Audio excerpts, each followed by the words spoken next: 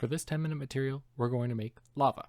So to start off with, we're going to use our default scene that we made in the getting started video, and we're going to use the clay strips, and what we're going to do is we're going to make some rocks here.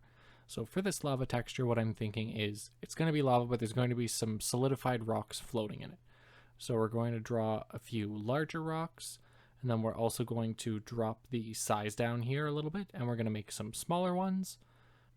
You can put as many or as few of these rocks as you want. It depends on the look that you're going for your material. So I'm just going to put a few different ones all around here. I'm going to try and leave some of them a little bit more clustered than others and some more spaced out.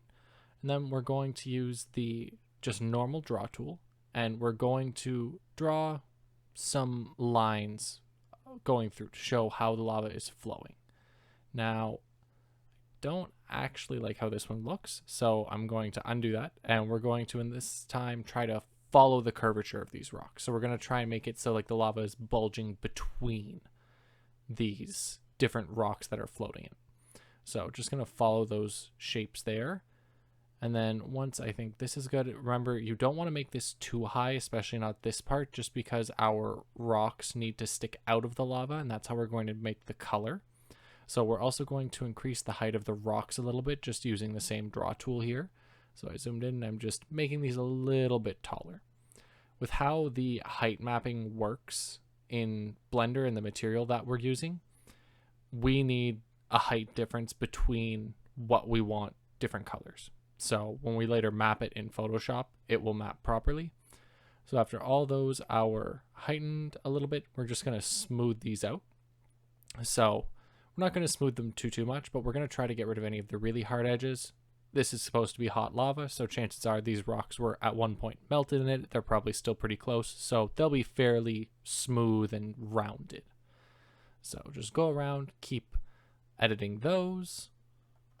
I'm just going to fast forward for the last little bit of me smoothing here, and then we're going to go over to the shading editor. We're going to do like every other video. We're going to bake our normal map onto a flat plane. So what we want to do is we want to make sure that our render camera is not visible, that our target is, and then we're going to create our normal texture at 4096 by 4096. So I'm just going to name this here lava_normal. Make sure I set the resolution.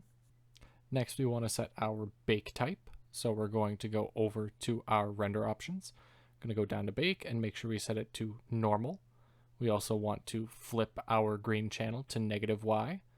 Make selected active true, extrusion 0.1, then select our target, then our material, then our texture.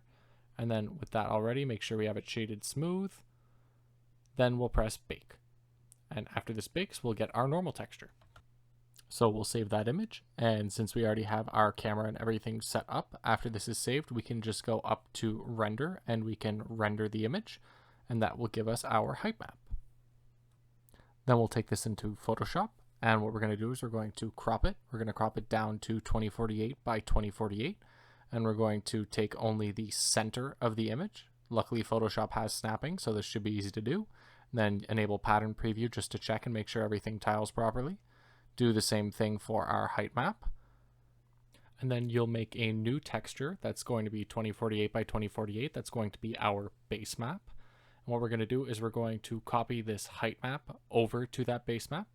So just quickly save everything here now that we've cropped it. Control A and then Control C to copy, Control V to paste. And now we have our height map. So I'm going to name this lava_base.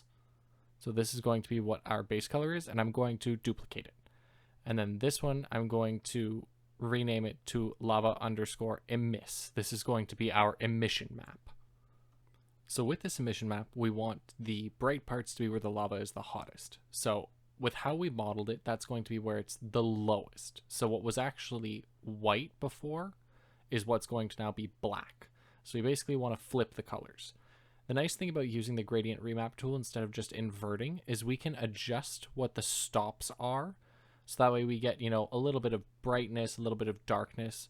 Another thing that I also did to this image after this recording was I duplicated it a couple times and multiplied it by itself. So this is basically like squaring the image. It makes the dark parts even darker and the light parts won't get lighter because they will never be at 1. but it just sharpens where the hot and cold parts are. Then once your emission map looks how you want it to, we're just going to export. Next, we're going to hide our emission layer and expose our base layer. So on this one, we're going to do something very similar. We're going to go to Image, Adjustments, and we're going to gradient map it again. This time, we're going to do some lava colors. So I'm just going to start out and play around with a few colors here. You can choose what you want. In the brightest areas, what you're really going to be seeing is mostly the emission color rather than the actual base color. But having a good base color there really does make a difference. So pick a few different colors that you want, and you can change the stops. So for this one, what I want is I want to add a stop for where the rocks are sticking out, and I want to make that black. And with just a little bit more playing around, I think that now this looks really good. And what I'm going to do is I'm going to take this and I'm going to save this as our base color map. Then with all these saved, we'll jump to Unity. So for the other videos, I use just the default material. This one I'm using a custom shader graph material, and the only difference between this and the default material is that I have a tiling and offsetting by time. So it's to create the look of flowing lava here. So just make sure you import your normal map and then set all these values. If people want, I'm happy to upload this material. I can put it in a Google Drive folder and share the link in the description. So just let me know. But anyways, this material, since it is a little bit more advanced and there's a bit more control, I am going to have to play around with some of the values. So I'm going to speed this up a bit and play around with some of the stuff. Make sure you set your emission to this emission material here. In a base material, you do have an emission layer, so you can use the base one. The only thing the base can't do is scale the offset by time to have it look like it's flowing without the object actually moving. And that's all there is to this lava material. It was really quick to create. Overall, this took me only about 10 minutes, and I hope you enjoyed. If you want to see more, please let me know. I'm happy to make more material videos. And yeah, thank you for watching.